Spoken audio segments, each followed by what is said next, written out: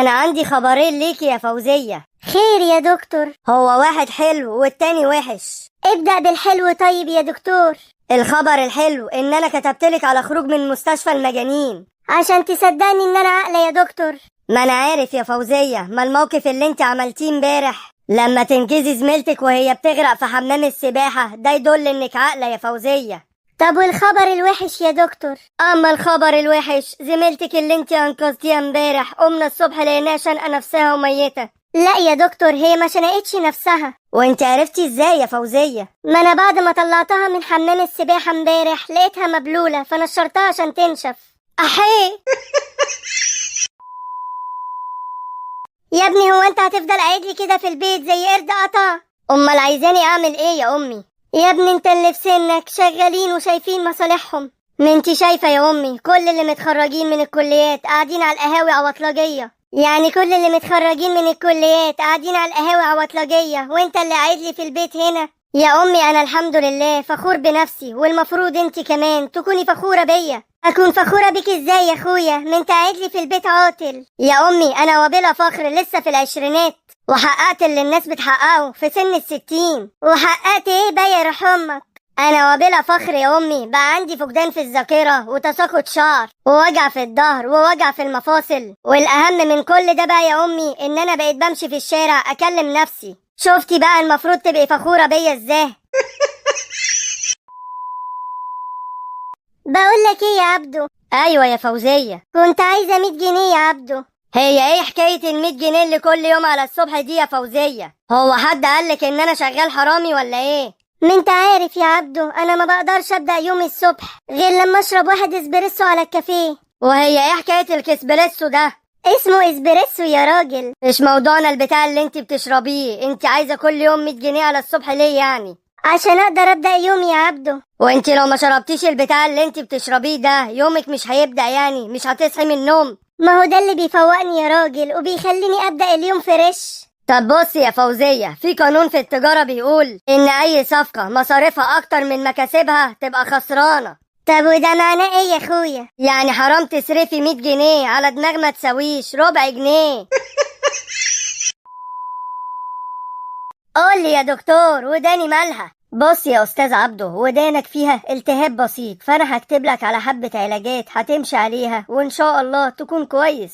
لا يا دكتور انا عايز اغسل وداني. يا استاذ عبده انت ودنك فيها التهاب، فانا لو غسلتها لك هتلتهب اكتر. بص يا دكتور، ملخص الموضوع، انا سبت المستشفى القطاع العام وجاي لك في عيادتك الخاصة عشان اغسل وداني ودافع لك شو شويات، فيا ريت تعمل اللي انا عايزه. هو حضرتك بتشتغل ايه يا استاذ عبده؟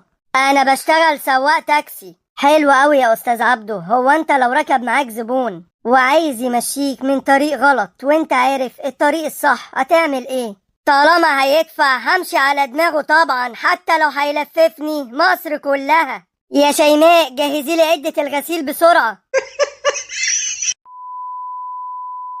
مالك يا فوزية قايمة مخدودة كده ليه؟ اسكت يا عبدو، انا حلمت حلم خير اللهم اجعله خير. حلم حلو ولا وحش يا فوزية؟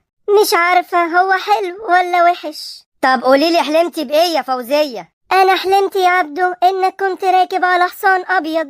طب دي حاجة كويسة. المهم ان الحصان كان ليه جناحات وكان طاير بيك. ده علشان انا نيتي كويسة يا فوزية. وفجأة لقيت الحصان طالع بيك للسما. اكيد عشان بعمل خير معاكي يا فوزية فبيتردلي وبيطلع بيا للسما. واول ما طالع للسما باب الجنة اتفتح قدامك. الله، ده احلى حلم حلمتهولي يا فوزية. كملي كملي يا حبيبتي. دخلوا الحصان وطردوك انت بره. ينعل ابو احلامك يا شيخة.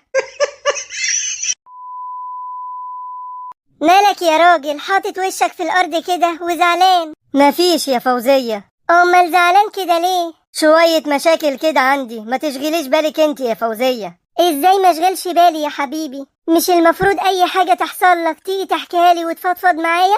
اكيد طبعا يا فوزية. طب ما تقولي في ايه بقى مالك؟ يعني شوية مشاكل كده عندي في الشغل يا فوزية. المفروض ان احنا واحد يا روحي، يعني لما تيجي تكلمني تقولي شركتنا عربيتنا شقتنا. صح يا فوزية عندك حق. احكيلي بقى يا عمري ايه اللي مضايقك؟ اديكي انت اللي عايزة تعرفي هو يا فوزية. ايوه طبعا لازم اعرف. ماشي يا فوزية. طب سكرتيرتنا اللي في شركتنا حامل منا. الو. ايه يا حبيبتي عاملة ايه؟ تمام يا حبيبي، بقولك ايه، انا حلمت بيك النهارده. ايه ده بجد؟ طب حلمتي بايه؟ انا حلمت بيك يا حبيبي انك جيت خطبتني. ايه ده؟ هو احنا الاتنين بنحلم زي بعض ولا ايه؟ اصل انا حلمت نفس الحلم. ايه ده بجد؟ طب حلمت بايه؟ اصل انا برضو حلمت اللي انا جاي بتقدم لك. طب وبابا كان موافق ولا لا يا حبيبي؟ ايوه طبعا كان موافق. هو انا عريسة اترفض؟ بس ابوكي كان ليه شرط. وشرط بابا كان ايه؟ ان هو كان عايز مهرك 5 مليون جنيه. واكيد انت وافقت يا حبيبي، صح كده؟ للأسف ما لحقتش ارد عليه. وليه ما لحقتش ترد عليه يا حبيبي؟ امي لقيتها بتقومني من النوم بتقولي انت كنت بتسب لمين. بصي يا فوزية، احنا بقالنا 3 اسابيع متجوزين، بس في حاجة كنت هموت واعملها. لا يا حبيبي، اعمل اللي انت عايزه. انا قلت اسألك لا يكون فيها احراج ولا حاجة. لا يا حبيبي، انا بقيت مراتك خلاص، يعني احنا الاتنين واحد. يعني مش هتزعلي مني لو عملتها؟ لا طبعا. ايه يا راجل القرف ده؟ هو انت بتعمل الحاجات دي على السرير؟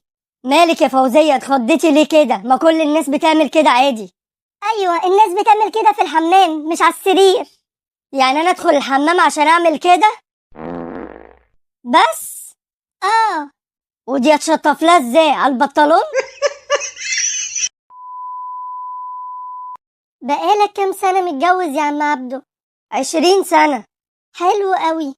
طب ممكن تقولي ايه سر السعادة الزوجية اللي خلتك تستمر المدة دي كلها؟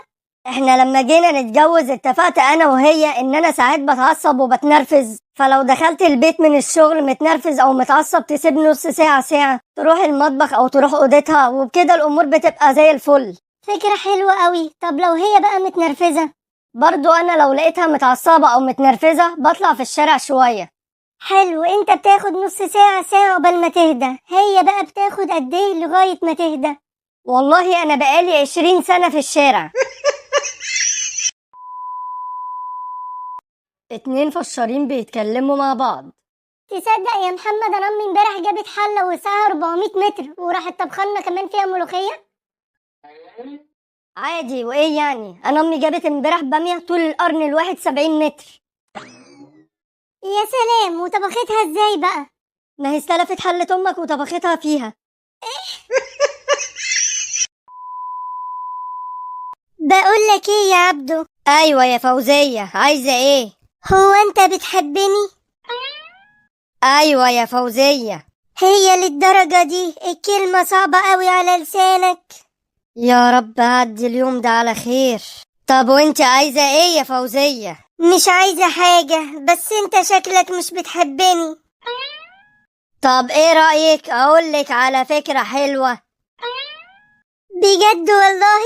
طب ايه هي؟ ايه رأيك نرجع ايام زمان تاني؟ تصدق فكرة حلوة، بس ازاي يعني يا حبيبي؟ يعني لا اعرفك ولا تعرفيني. اسمعني يا عسكري، قائد الوحدة جاي بكرة، فعايزك تركز في الكلام اللي هقولهولك. اتفضل يا فندم. ربنا يستر. لو القائد سألك عمرك كام هتقوله 22 سنة، ولو سألك كام مدة الشغل اللي اشتغلتها هتقوله 2 سنين، ولو سألك بتفضل ايه من الاتنين، البندقية ولا الرشاش، هتقوله الاتنين. فاهمك يا فندم وهشرفك. قولي يا جندي، انت كام مدة الخدمة بتاعتك هنا؟ 22 سنة يا فندم. طب قولي عمرك كام؟ عمري 2 سنين يا فندم. انت حمار ولا غبي يا عسكري؟ بفضل الاتنين مع بعض يا فندم. امال ما رحتش جبت القبض بتاعك؟ يعني بيقولوا نزل. لا انا القبض بتاعي بيقعد يوم زيادة عشان انا اعلى منكم. ده اللي هو ازاي يعني اعلى مننا؟ يا ابني انا راجل متجوز عشان كده اعلى منكم، بيقعد يوم او يومين زيادة يعني عقبال ما يقعدوا يعدوا في الفلوس. ايوه يا عم الله يسهلك، تلاقيك بتقبض لك 4 أو 5. لا 3 بس. ما طلعهاش في دماغي بقى لا اروح اتجوز. 3000 ده الواحد يعمل مشروع بيهم. 3000 ده انت طيب قوي، ده هم 3 جنيه. انتوا بتقبضوا 630 وانا بقبض 633. ياض يا بقلة، نتيجة الامتحانات بتاعتك بكرة، لو جبت الأول على الفصل ليك عندي 100 جنيه. ماشي يا بابا، اوعدك ان انا هجيب الاول على الفصل وبامتياز كمان. لما نشوف. بابا هات بسرعة 100 جنيه. خد اهو يا حبيبي. ايوه كده، فرحني، جبت الأول على الفصل. ايوه يا بابا، جبته معايا بره. اندهله يخش ولا تخرج انت تبص عليه؟